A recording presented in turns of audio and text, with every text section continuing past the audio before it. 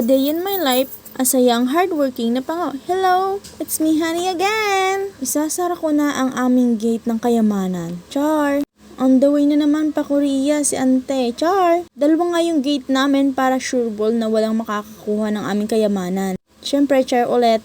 Hindi na ako bumili ng pagkain, wala namang OT yan. Tas ang dulos-dulos pa ng daan. Daw kasi kagabi. Tas ngayon, agang-aga, pawisan ako. Bakit kaya?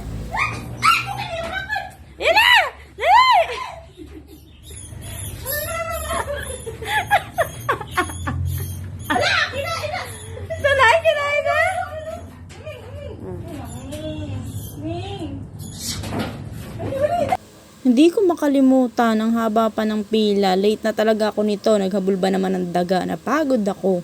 Ang daming sinabi.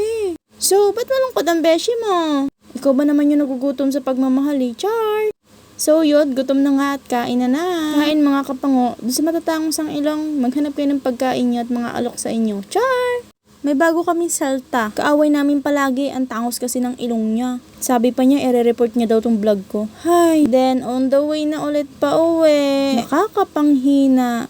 Tas ang tagal pa makaalis. Char lang, okay lang. Yung hoki dihado. Walang OT as usual. Yun lang. Bye! Mwah!